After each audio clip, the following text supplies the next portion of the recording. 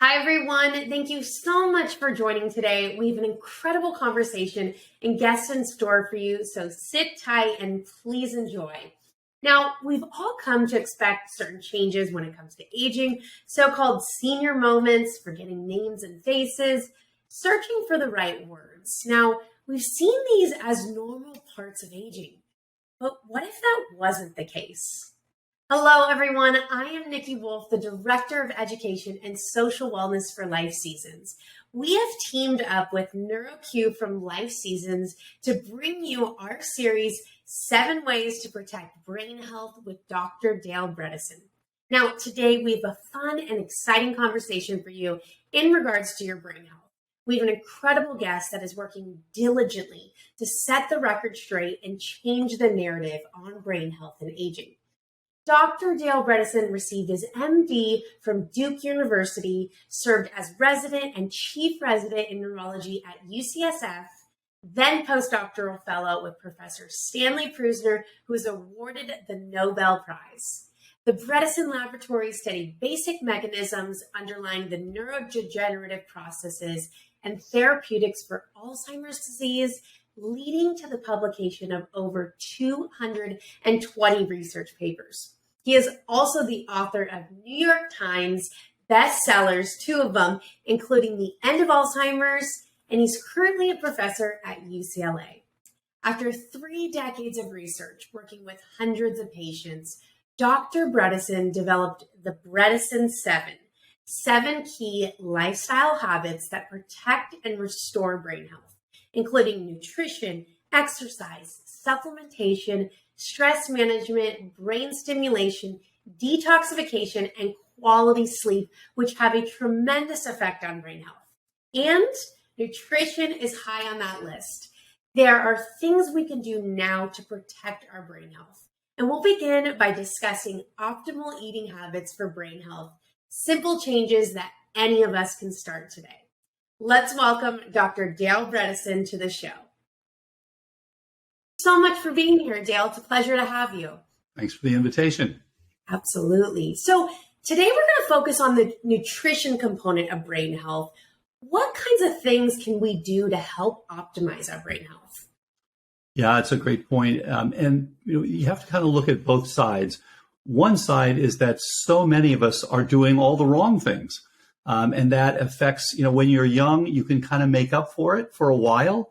But in fact, it impacts so many of the features of our lives. On the other hand, there are specific things that you can add that are really important for getting best outcomes. So start with thinking about it in this way. As we begin to age, and even back in our teens and 20s, as we begin to go along life, what happens is we begin to change our neurochemistry.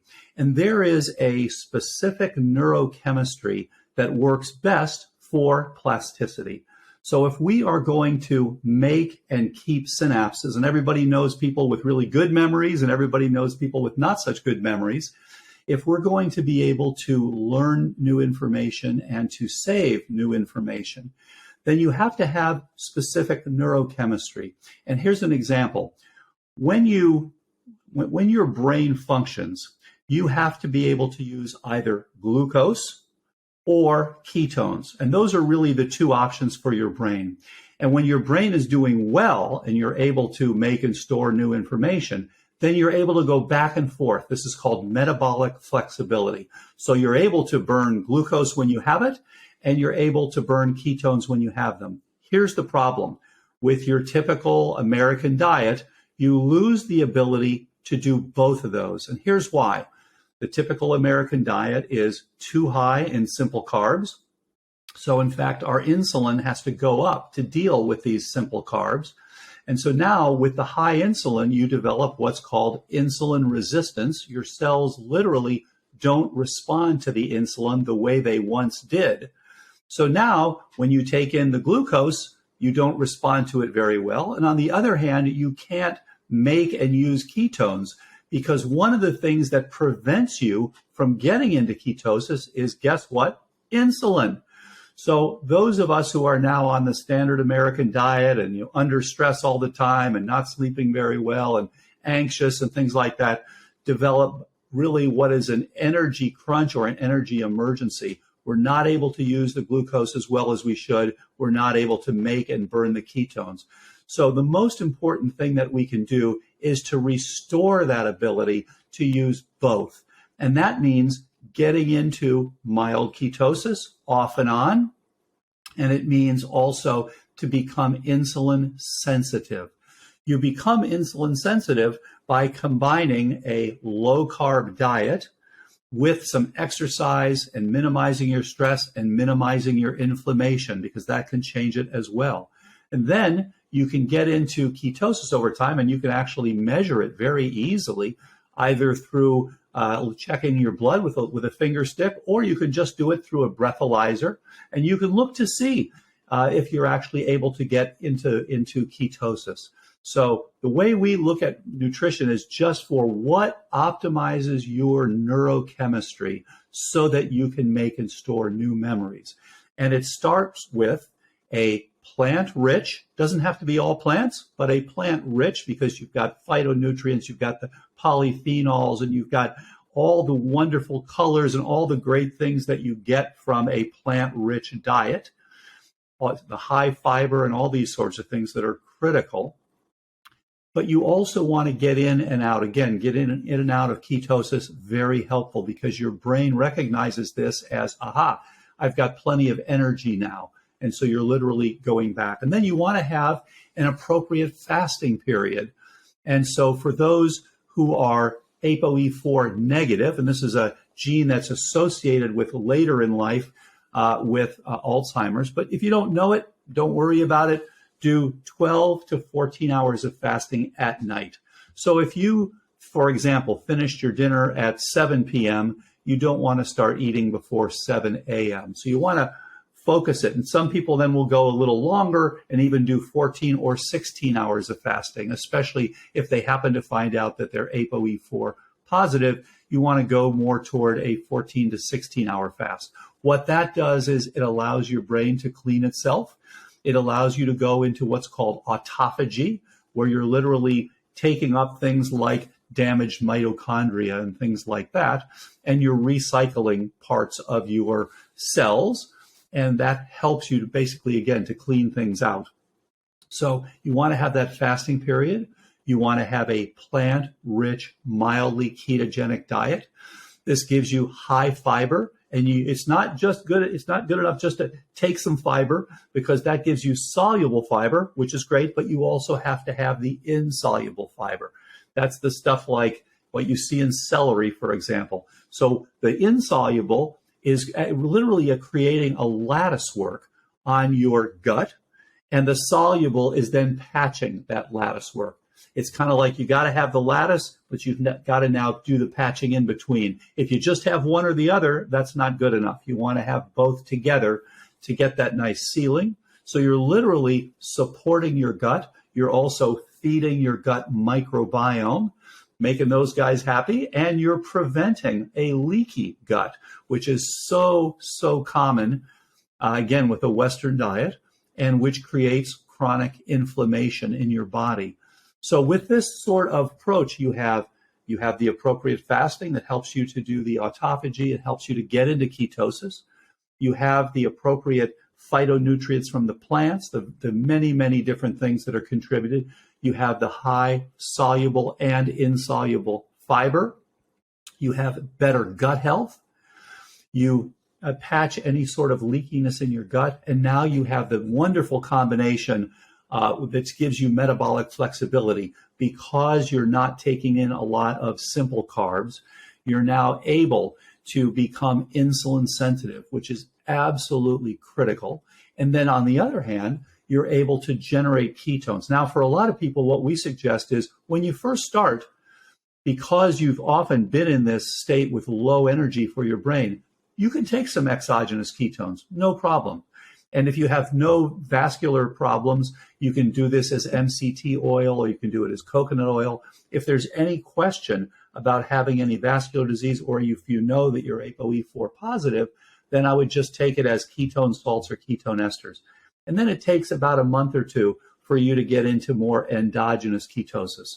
And for those who are really underweight, please be careful. We want to make sure. So I would, with those people, just stay on the ketones for a few months and slowly get yourself into an endogenous ketosis.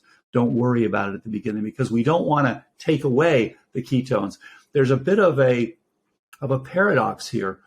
Our brains need that support. You need both the ability to use glucose and the ability to use ketones. But to become insulin sensitive at the beginning, we're recommending some fasting periods. So for those who are frail or those who are underweight, you can make the situation worse at the beginning. So that's why we say just at the beginning, just add some exogenous ketones. So you take that sort of diet, which is a high good fats, very low in the simple carbs, and intermediate in the protein, with appropriate fasting, with a plant-rich sort of diet. That really checks all the boxes for good brain health and helps people to stay sharp for decades to come.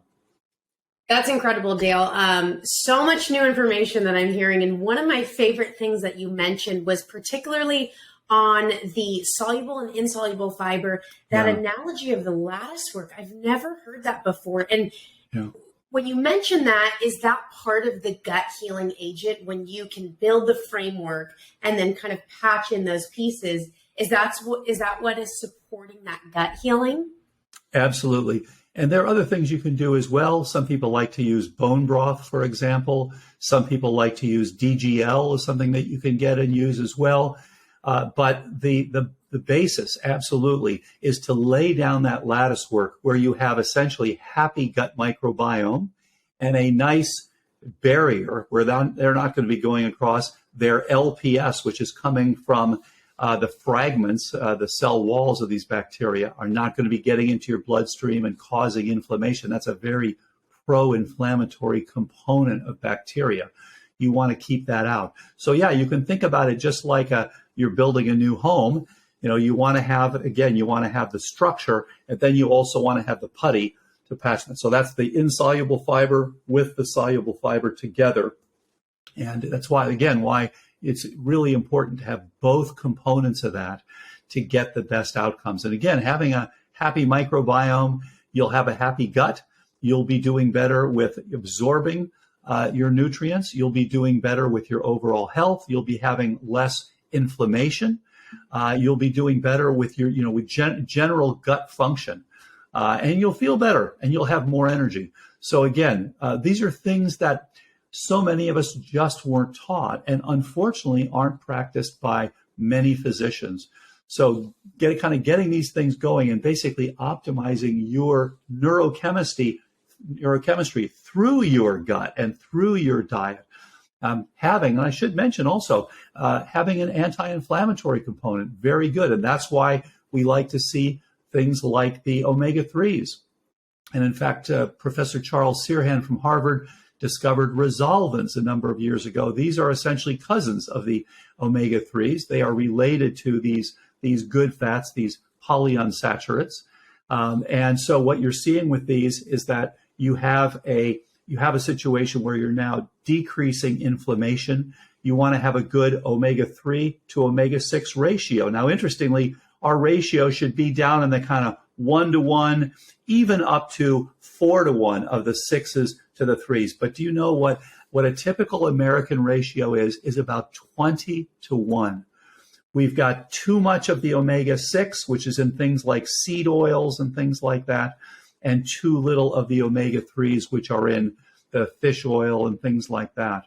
And so we want to get that ratio down. Again, give yourself the best cognition, having a low ratio down in the 1-to-1, 2-to-1, 3-to-1, even 4-to-1, just fine. So all these things are working together to give you best brain function. Yeah. Thank you so much for bringing this stuff to life. I think some of us have heard of a few of these, gut healing and anti-inflammation, but it's a powerhouse when you can incorporate all of them together. And one thing you mentioned too is about the intermittent fasting, where for people who are new to this, 12 hours, 14 hours might sound like a lot, but what you mentioned is really taking advantage of the nighttime. And so ending that last meal at 7 to 7 a.m. seems much more approachable when you're taking advantage of the nighttime hours. It just seems like a much more doable practice. That's absolutely right. And yeah, it's pretty easy. You just don't want to eat late into the night. And really, the other thing is you don't want to eat within 3 hours of going to bed. So if you like to go to bed at, let's say, 10:30, you really don't want to be eating after 7:30 because you're then going to keep your insulin high. You're responding to that food that you've eaten. And that is actually preventing you from having a good sleep. It's preventing you from making things like melatonin that are critical for your good sleep. And let me add one other interesting thing.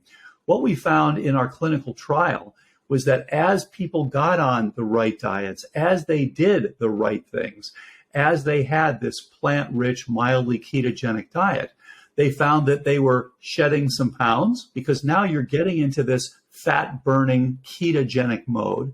They found that they reduced their blood pressure. So many of them had started on blood pressure medications, no longer needed their blood pressure medications. The ones who started on statins no longer needed their statins. So they found out that their lipid profile normalized. So we start to realize a lot of these things, the reason that people are taking statins and high blood pressure pills and anti-diabetic agents for type 2 diabetes is because they're not doing the right thing to begin with. So they were able to discontinue those three things: their antihypertensives, their statins, and their anti-diabetic drugs. If they were on things like metformin or things like that, they found that they actually became much more metabolically healthy. So what we find is so much of what we are doing is contributing to this incredibly common problem of metabolic syndrome. There are somewhere around 80 million Americans who have metabolic syndrome. And this is something that increases your risk for cognitive decline dramatically, increases your risk for various inflammatory things like heart disease and like arthritis and things like that. It's associated with obesity, hypertension, stroke. So all of these things we can see are closely related to this poor American diet that so many of us are on. Yeah. Really good points. Now, are you able, or could you walk us through a typical day that follows these parameters? Sure. And I should say these are, of course, worked in with other things like exercise and sleep and stress reduction and things like that. And I should mention also there, if you want to follow it step by step, there's a very good description, both in The End of Alzheimer's and in The First Survivors of Alzheimer's, two books that I published, as well as actually the End of Alzheimer's program. So all of these things have really good, so you can read pages from Julie G, for example, who's a person who's now been on over 10 years, doing extremely well, has gone in her cognition from the 35th percentile to the 98th percentile. She's at highest risk for Alzheimer's disease, having 2 copies of ApoE4. So I will defer to her for lots of nuance in here. But again, the basics are you want to make sure that you have a very good sleep. And so whether you like to get up at 5 a.m., 6 a.m., 7 a.m., 8 a.m., or 9 a.m., whenever is good for you, make sure that you get yourself 8 hours of sleep. And I should mention, and we'll be talking about this in an upcoming version here, upcoming edition, but make sure that you check your oxygenation at some point, whether you do it as part of a sleep study, whether you do it by simply getting an inexpensive oximeter, whether you do it with an Apple Watch or a Ring, Fitbit, whatever you like. You want to make sure at least a few times and make sure that you're not dropping your oxygenation at night, because what does that do? Number one, it makes you wake up. It disturbs your sleep. And number two, your body will respond by producing adrenaline, trying to basically kickstart things. And unfortunately, that adrenaline is not good for your heart, and it's not good for your sleep either. It will wake you up. But when you do wake up, okay, you want to kind of finish up your fast. Sorry, go ahead, Nikki. Oh, quick question. So I have the Oura Ring, and I've been tracking all that information. And the oxygen component is very new to me. So you mentioned you don't want to see the dip. Is there a parameter or numbers that you do not want to be going over that we can pay attention to?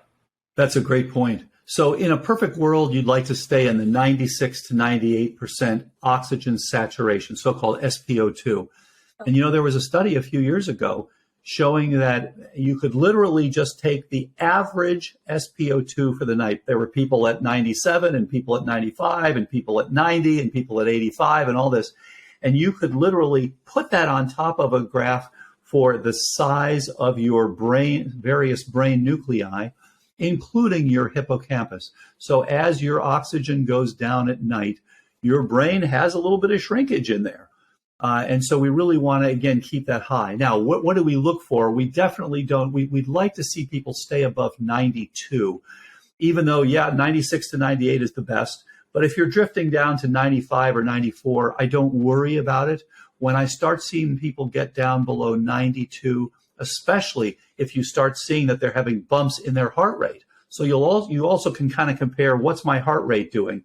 If your heart rate is bumping up during this time, you're responding. And it may mean, for example, that you have some airway obstruction. So you can have, for example, sleep apnea, but you may not have sleep apnea. You may have, for example, some so-called UARS, upper airway resistance syndrome, where you're literally kind of pulling that to get the appropriate oxygenation. The good news is there are things we can all do about all of these things. So to come back to what to do about the diet, then what you want to do when you're going to break your fast, and some people will then get up and do a little exercise in the morning. You can have some black coffee if you want to. That doesn't break your fast. Even if you use a little bit of, for example, even butter, for example, or MCT oil, although that will break your fast, it won't take you out of ketosis. As long as you're doing fats, you're not coming out of ketosis. And then you may want to start your first meal. It depends. If you're running off to work, you may start it at 7. But if you're going to be, Zooming from home or something like that, then you may not want to have your first meal until 10 or 11 or even 12. So you may want to start with lunch. And then again, when you want to have your first meal, then you want to have, again, something that is plant rich, that is high in good fats. So as an example, maybe your first meal is some wild caught fish, and you want to use smash fish, salmon, mackerel, not king mackerel, but other mackerel, anchovies, sardines, or herring. Those are the good ones. You don't want to have the high mercury fish. Those are the shark.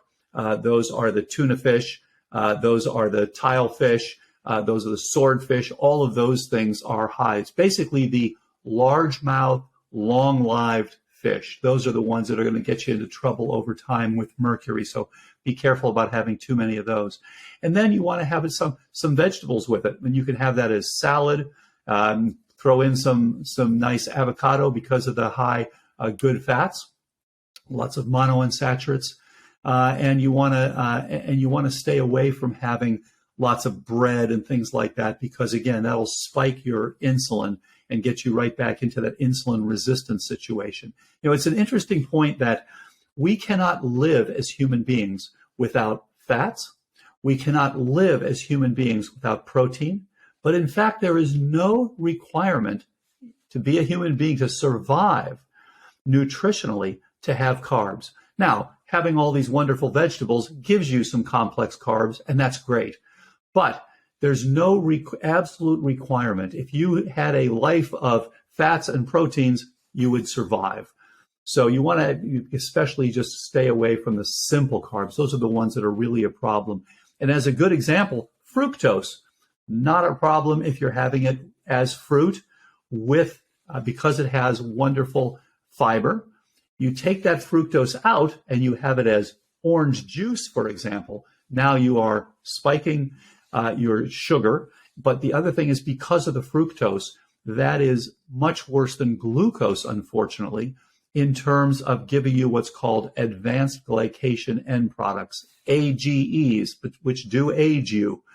It's the thing that we think of in the browning of meats. So this is not a good thing. This is, again, why if you're going to have fruit, great. Have it as whole fruits. Don't have it as fruit juice. It's much healthier for you. So then you may have your first meal again, finish that, and then you may want to go for a little walk. and just to help your digestion. And then you may want to do some exercise and some work in the afternoon. And then again, think about when you have your next meal, think about, again, finishing your meals within an 8 to 12 hour window. As you indicated, this is time restricted eating. And so I usually try to do mine within about 8 hours or so, but it's fine to take it out to 12 hours. As you start to get over 12 hours, let's say you have your first meal at 7 a.m. and you don't finish till 9 or 10 p.m. at night. You're not really giving your brain enough time for the cleansing. You're not giving your system enough time for your fasting to do what it needs to do to clean things up. And so you're really actually hurting your overall cognition. And the worst thing you can do is right before bed, take something that's got some simple carbs. Have something like some cereal that has got, high glycemic index and load. Now you're disturbing your sleep, you're disturbing your insulin sensitivity, you're disturbing your brain cleaning. It's really the worst thing you can do for yourself. Now, we do have people who are, because they are insulin resistant, when they go to sleep, they find out that they are now plummeting because they have a high carb diet, they are plummeting their glucose. So that's something to be careful for. If you are waking up in the middle of the night, especially if you wake up sweaty, or you wake up with your heart pounding, or you're waking up thinking, what is wrong here? Then it's a really good idea to check your glucose in the middle of the night. Some people do that with CGM, continuous glucose monitoring. And you can talk to your practitioner about that. This is becoming, as you know, all the rage. Everybody is checking their CGM because it's so surprising. You'll see what foods spike your glucose, and you'll also see what foods tank your glucose. And those two things tend to go together. When you spike up, you make a bunch of insulin, and now you dive down and you're going too low. And for example, we interacted with one patient who was spiking her glucose up, 180, 200 when she would eat something which she thought was healthy. And then she would find that she would go to bed and wake up in the middle of the night and, oh my gosh, the glucose is 45. So in that case, what you want to do is have a fat bomb, or have some sort of a long-term, something that smoothens out, again, a higher good fats diet with some protein, with the low carbs, and again, with some fiber, which all of these things help you smooth out. And actually the fiber helps you to protect your gut from these big spikes, and protect your liver as well from these spikes of glucose that are so damaging. They're damaging from your brain, both on the upside and on the downside. I love that you mentioned the CGM and the nighttime hypoglycemia of some sort. And that's something that I actually dealt with. I kind of figured out the hard way. And so in the middle of the night, I'd wake up with my heart was racing and sweating. And so my blood sugar would drop significantly. And I think one thing that is so neat nowadays is how readily available the CGMs are. Because when I was using it for quite some time, I had to work with a doctor, and my numbers would drop to the 40s. So I was able to get a prescription with the doctor, and, just anybody couldn't get a CGM. And now it's so available. I think there's tons of other companies coming out with now, and you can learn so much information about your genetic makeup, the foods that you're eating. So I love that you brought that to light and mentioned that. I think it's a fantastic implementation that we have nowadays. Well, it's true. So many people say, oh, CGM, that's only for someone who's diabetic. No, that's for all of us. It's to prevent you from becoming diabetic. So it's really good for all of us to know our numbers. And as you indicated, it is so common. Your body responds when it sees that glucose going too low. And it's like, there's nothing, you haven't just eaten something. So what is it doing? It's going to say, aha, one way I can begin to bring that back up is with adrenaline and cortisol. Well, okay, yes, it'll help to get your glucose up a little bit, but it's really now stressing your system to keep your glucose from dropping too low. And we all know, low glucose is damaging to the brain. And we dealt with patients many years ago on the neurology ward who had literally dropped so low that they damaged their brains for the long term. So we want to avoid both the peaks and these terrible valleys where we're going. And many people don't realize they're dropping into the 40s at night while they're sleeping. And they just are thinking, gee, why am I not sleeping very well? So finding that out, really good idea. And as you said, easier than ever now, now that we have CGMs that are much more readily available than they used to be. That's so fascinating. And it's interesting that you mentioned, everything we hear about is generally people dealing with high blood sugar, but that low blood sugar and that crash obviously has a strong impact on our cognitive health. And so just being aware, and again, if you're listening, CGMs, I would highly recommend if you're waking up in the middle of the night, heart racing, sweating, that would be something to look into. So for those of us that are thinking, oh my gosh, I cannot do all of this, what is one thing we can do today? It's a great point. And, one of the things that I want to emphasize is take micro steps. This is something that Ariana Huffington has mentioned a number of times. She's really pushed this as behavioral change. Take those micro steps. Take one thing at a time. If anything you do is better than before. And in fact, we had a great example of a very smart patient who's a professional person who is developing early Alzheimer's. And so many things, just severe insulin resistance, severe inflammation. And even though when he started, he didn't bring these things to perfect, but they were clearly better than they were, and just a huge impact. Your body and your brain do notice these changes as you're doing things better. So anything you can do is a step in the right direction. So the first thing I would say is just try to reduce the simple carbs. That is a huge step in the right direction.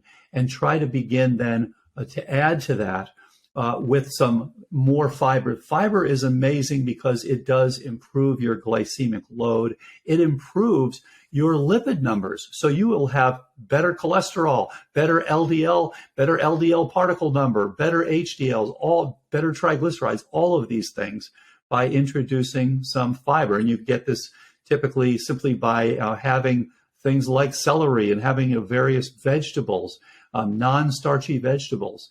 So just beginning to make these changes in your diet, and then start to get a window. So start with the 12-hour window. That's great. That's a good way to go. And make sure we call the diet that we use Keto Flex 12-3 because it's mildly ketogenic. It's a flexitarian. You can have some meat, some pastured chicken. You can have some grass-fed beef. You can have some pastured eggs, all of those things, and of course some wild-caught fish.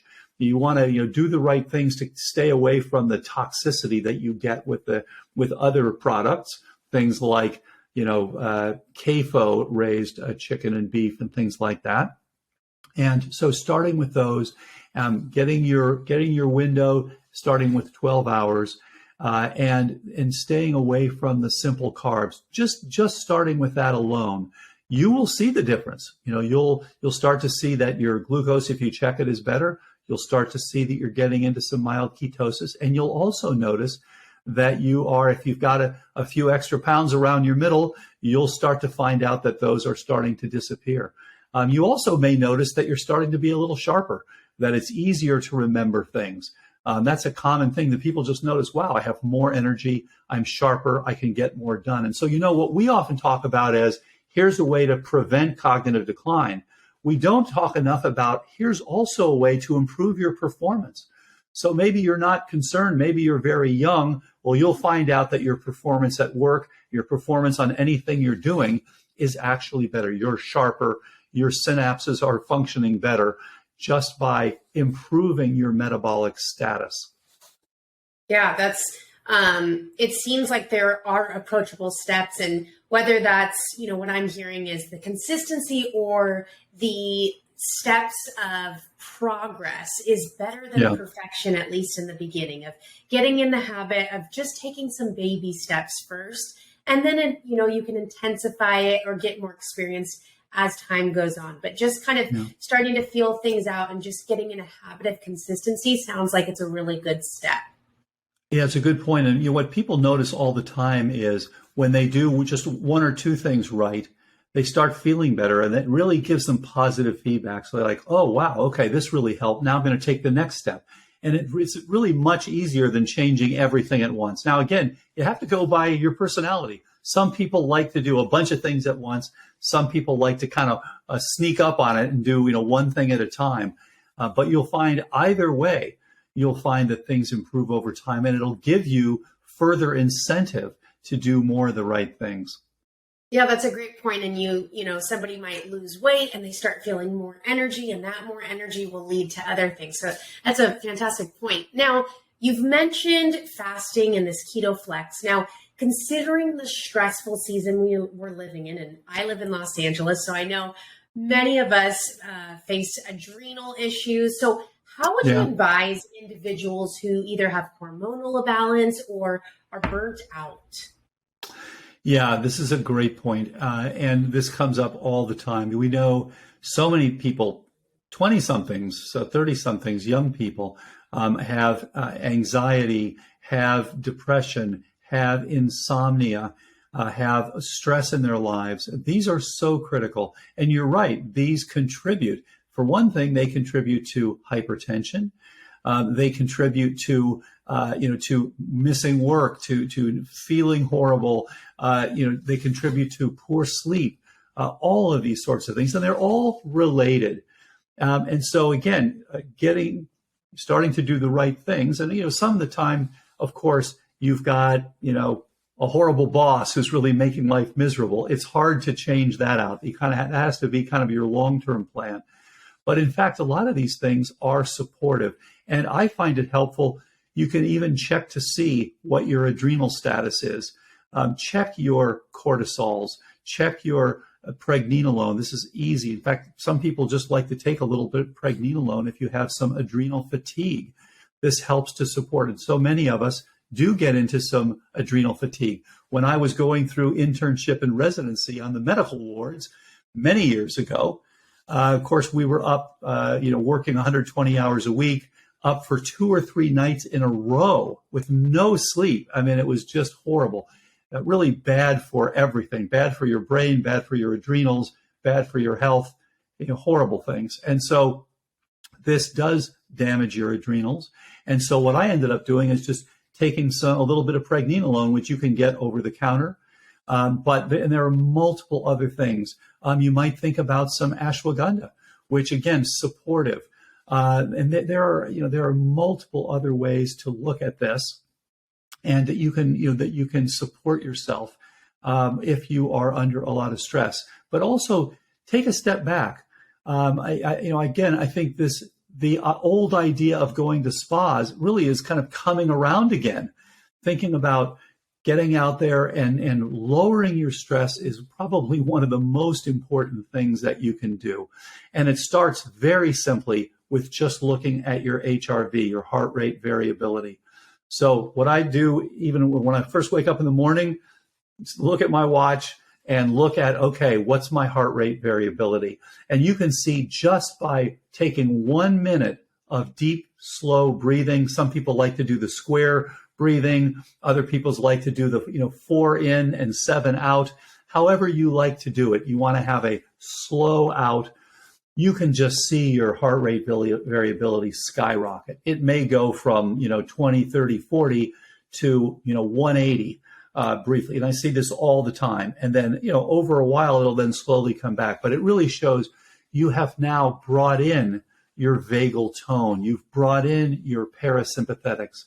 And as a bench scientist, I used to think that all this stuff was silly. That it's really just about getting the right molecule, the right drug, et cetera.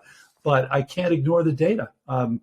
People who have used things like breathing, like transcendental meditation, like mindfulness, all of these things show improvements in neuroplasticity, improvements in blood pressure, improvements in cardiac status, improvements in focus, improvements in telomere length. I mean, you just can't argue. These are published data.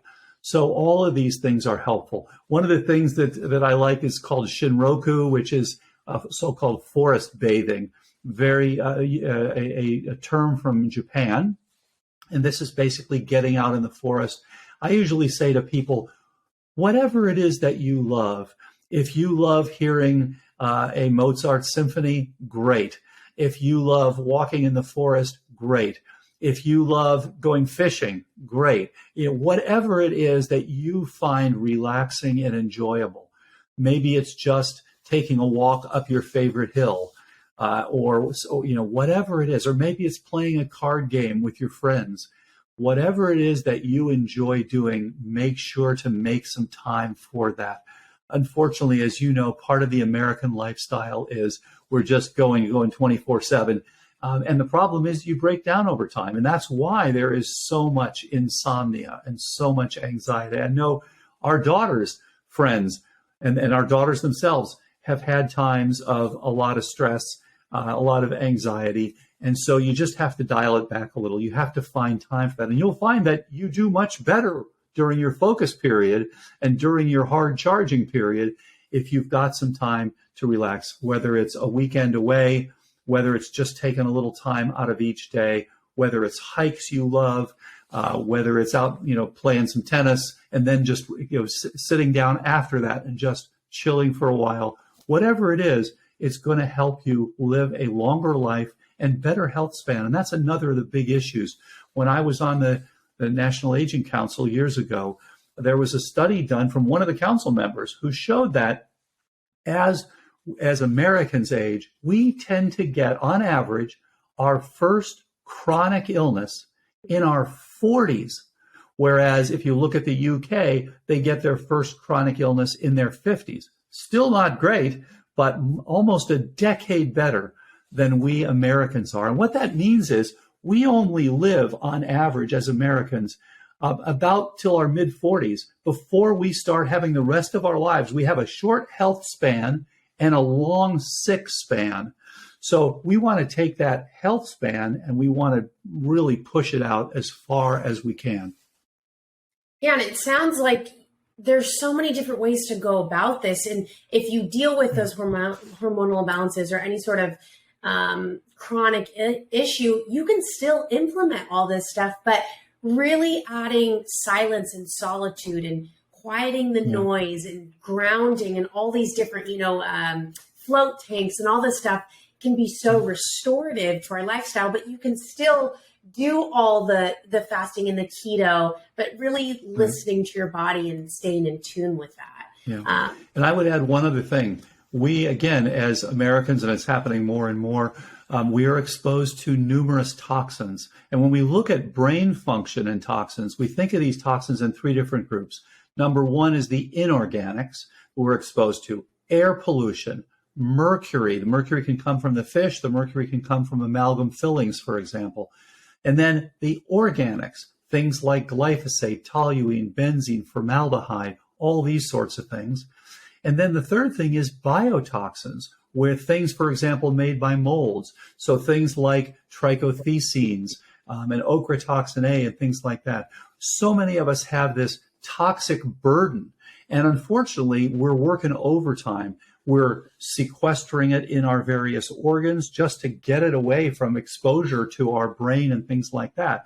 We are metabolizing it. We're excreting it in our sweat, in our urine, things like that. So we want to detoxify, and that's, again, part of an optimal diet. So you want to get in things like crucifers, the whole cruciferous family, things like Brussels sprouts and cabbage and things like that. Really good to help you. And by the way, so does the high fiber diet. Again, helps you move those toxins through and excrete them.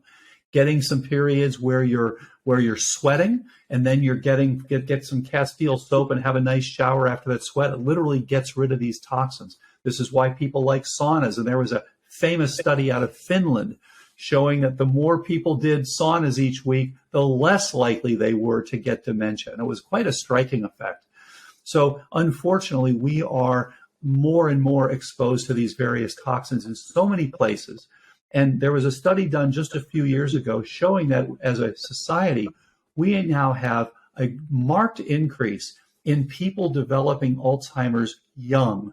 So people who are in their 50s. When I was training way back in the 70s and 80s, we never saw people develop Alzheimer's in their 50s. Now it's one of the most common things we see. And unfortunately, when you get a diagnosis of Alzheimer's, the underlying changes begin, and this is well documented by PET scans and spinal fluid, about 20 years. So if you're getting Alzheimer's in your early 50s, you are likely to have started that pathway in your early 30s. So again, lots of that the 20-somethings and the 30-somethings and the 40-somethings can do to make sure that they're on the right track, not to have cognitive decline. And also, as I mentioned earlier, it will give you better performance, better memory, better cognition as a whole. So again, so many things that we can all do for sharper brains that last longer. Yeah, absolutely. It sounds like there's a lot of tools that we can take advantage of. And Dale, Absolutely. Thank you so much for being here and your wisdom and your insight. This is incredible stuff that I know I could spend hours talking about. We really appreciate you being here, and we're really excited for the next conversation we have on the Bredesen Seven protocol. Thanks so much, Nikki. Great talking to you. Let's all stay sharp for decades to come. Perfect. Take care, Dale. Okay, bye-bye.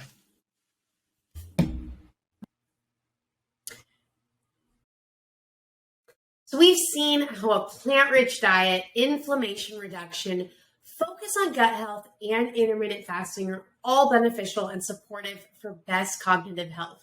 Now, nutrition is a key part of the Bredesen Seven, 7 key lifestyle habits that support brain health. It's an easy step that goes a long way to protect your memory and thinking clearly. For those of you who are interested in a continued conversation and the next step of the Bredesen Seven protocol, stay tuned.